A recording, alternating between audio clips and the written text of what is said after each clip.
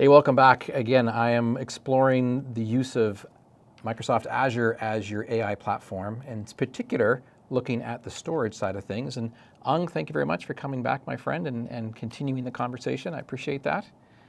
Good to have you back again. I believe this is our last episode, so I'll miss you.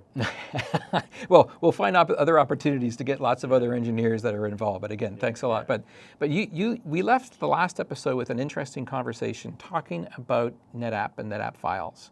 And so I asked you offline if you could kind of elaborate a bit on that. But for those that may not have seen that one particular section, like how does NetApp Files fit into the AI work stream as a platform that we're going to be using on Azure?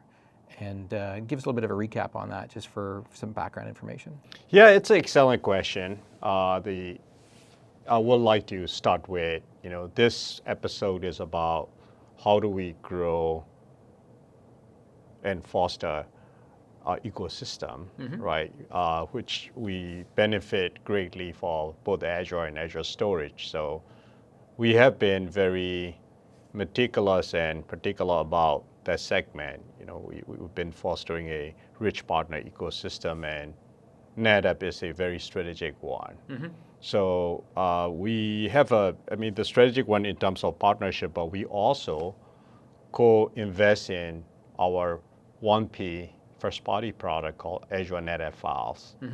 And this has been one of the most successful products that we have in our storage portfolio. And Azure NetApp Files cater to a variety of workload, but lately with the Azure dominance in AI, and it's more relevant. So that's a reason that I would love to highlight NetApp and Azure NetApp Files as part of this episode. Okay, no problem. Now, you reached into your contacts and you managed to get a guest to come and join us today. As you can see from behind us here, we have Prashant joining us. And Prashant, can you just give us a quick little introduction to you and your background for how you're involved with NetApp? Awesome. Hello, Aung. Hello, Rick. Thanks, everyone, for having me. Prashant Desai, VP of Product at NetApp. I've been at NetApp for over 13 years, working on a variety of storage offerings, and been fortunate in the last 6-7 years to be singularly focused on bringing innovative products in partnership with Azure. And ANF is one of our cornerstones. Nice. Now, you mentioned that we've had a partnership with NetApp for quite some time. Can you take us back to kind of the beginning? I don't know if this should be a good question for you, Prashant, or for you, Aung, to kind of say how we got started and why we partnered with NetApp in the beginning. Yeah, I will let Prashant explain the overall partnership, but definitely I will chime in, right? Yeah. That, as I mentioned, it's one of the successful partnerships. So, we went back to last 7 or 8 years. I've been involved, but more directly involved in the last 3 years. So Prashant, take it away, and then definitely I'll chime in, put some color to that. Absolutely. The NetApp-Microsoft partnership, it's been pretty long standing, maybe over 20 plus years ago when it started, when NetApp on tap was optimized to support a variety of Microsoft core services on-prem. But in 2017, the two companies came together and we kind of looked at the landscape, public cloud, and we set a bold, audacious goal of how can we empower enterprise customers to bring their mission critical open source Linux files based workload, help them accelerate the migration to Azure without compromise. And that is where Azure NetApp Files was envisioned and launched. The concept of NetApp Files being on premises is definitely something that's been around for quite some time, and now also in a hybrid mode. But how does it distinguish from having it on premises from having it inside of an Azure environment, just out of curiosity? Absolutely. It's a great question, and I think it kind of sheds light on significant amount of co-engineering and innovation we had to do to really meet this audacious goal we had, was how can we give customers, whether they are running an SAP landscape or VMware, Oracle databases, or high performance computing chip design, give them the same experience, performance, reliability, data management, all the things they get on-prem, but within Azure, expose them to the innovation, the simplicity, the cloud-like capabilities that Azure brings, enable customers to do the business transformation that they seek when they are migrating to a public cloud like Azure. So the co-engineering really was centered around taking best of breed all flash ONTAP arrays, getting them integrated into Azure networking, data center, control plane support, billing, again to give these customers this experience where they can migrate everything they do on-prem while getting and experiencing all the goodness of Azure cloud. So that's where the foundation of Azure NetApp Files was set, and yes, as Wong was saying, 6 years into the journey, we are in a very powerful place. 2,400 plus customers, and they're using us as a landing spot for workloads. They range from SAP to VMware, HPC, and more. I think I want to put like some underscore some key points to it. So it's a fusion of NetApp expertise in the file system NAS space for like decades with our very robust cloud platform, right? And think about, for me, Azure NetApp File is the best cloud file system that is available in terms of performance, in terms of scalability, and in terms of service management capabilities, right? So, and in fact, there are many enterprise customers are currently running Azure NetApp Files, and maybe this is a conversation that we need to have with Prashant. The concept of the initial partnership around NetApp Files and how it manifests itself both on-premises in a hybrid world and also now inside of Azure from an all-flash storage perspective, being what's there. What's the pivot from an AI perspective for NetApp Files? Is it something that is around a additional piece of training data? Does it go beyond being simply just training data? How does it fit in? Yeah, I'll start. I think that stitching back to our first episode, we talked about AI, right? Overall storage is a very important aspect of AI development lifecycle, right? Starting from pre-training, ingesting large amount of on-prem data to cloud, and then training large amount of workload, and then checkpointing of large data, and then post-training, inferencing, right? Building AI agents on the platform. So those are storage overall is very important. NetApp in particular is that if you think about it, NetApp has, ANF has a huge presence in the cloud as well as they have on-prem presence. So one of the very compelling use cases bringing vast amount of data that customer has on-prem to get to Azure to get closer to the AI platform and AI development. So that's the key premise that we're working together on. And Prashant has some ideas, I believe, that he can share. Absolutely. And, it starts by this whole big idea of what can we do to bring the two massive assets, as Ong was talking about, ONTAP, which is the world's largest repository of enterprise files on-prem, and then the world's best AI services, which is Azure AI Service Portfolio.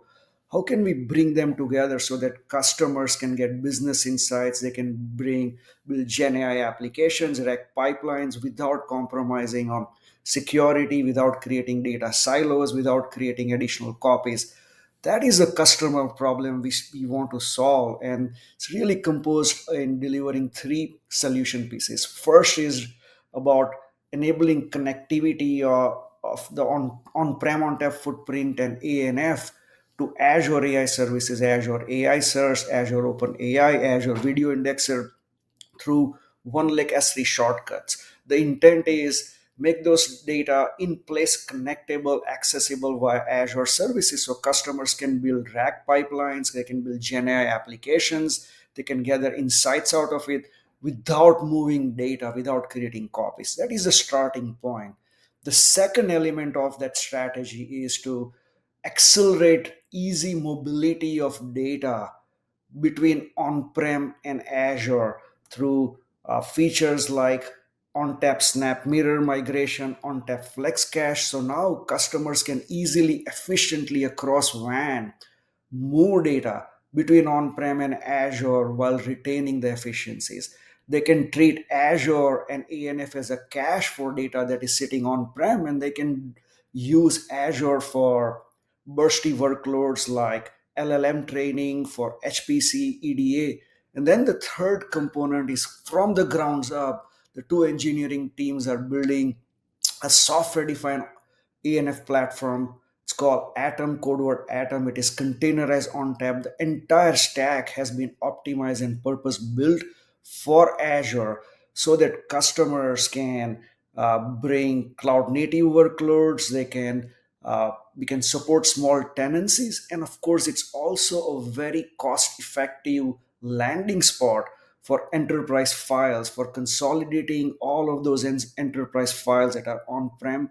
One can bring it to Azure in a cost effective manner and then connect to Azure services to get insights, to drive innovation. So, those are the three pillars around our strategy to enable AI through this partnership. So we've got performance, we've got flexibility, we've got innovation, integration between the two of them.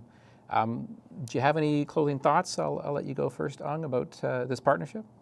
No, it's been going great, going well. I just want to like add a couple more to what Prashant had mentioned about, he mentioned about three key innovations, right? Like one is about bringing, creating connectivity from our Azure AI platform to NetApp on-premise asset. And the second thing is about seamless migration. That one, I'm quite excited about SnapMirror, NetApp ANF migration assistant, right? I believe, Prashant, it's going to be generally available soon, right? I mean, and customers are already many customers are already leveraging GA-like functionality. So can you add a little more to that? Absolutely. It's entering public preview in the month of August, and very quickly we'll be driving it to GA. And to Ong's point, we already have dozens of customers who have moved petabytes of data, tens of petabytes of data to Azure using this efficient migration assistant capability. And along with it, in the same time frames, we are also adding what I'd mentioned, on tap capability called cache, where one can cost effectively cache data into Azure, into ANF volume. So customers, if they want to do scratch workloads for either training, high performance computing, or EDA, they can leverage Azure compute GPUs with data that is cached in ANF. So those are two capabilities that we are super excited about. Have anything to add on, just out of curiosity, or? Yeah. I think I can add on a lot of things, but I know that we have a limited time slot, right? So one thing that I want to hit home is both NetApp and Microsoft are very excited about this Atom feature, which is currently in private preview and which provide zonal redundancy, right? So a lot of mission critical customer leverage that ZRS like zonal redundancy, and it's currently in private preview. And we have some marquee customers validating that, but if any customers would like to leverage that capability and validate and see how their workload perform, we are going to add a slide towards the end of the recording so that people know who and how to reach out, right? And FY26 is going to be super important for ANF because we have some ambitious goal to evolve and make sure that we cater AI workloads. And both Prashant and I are super excited about what is coming ahead. Any closing thoughts, Prashant? Absolutely, to add on to Atom and the things we mentioned are grounds up innovation. We're looking for feedback from our customers, from our partners. So, we'll end up, we'll add a slide at the end, but we look forward for feedback and engagement with our customers and partners so we can drive this partnership and the investment in the right direction. Thank you so much for joining us today. And thank you again, Aung, for joining me on this, the third that we're doing here so far for the storage videos and talking about AI's platform on Microsoft Azure. And I think that's going to be it for this episode.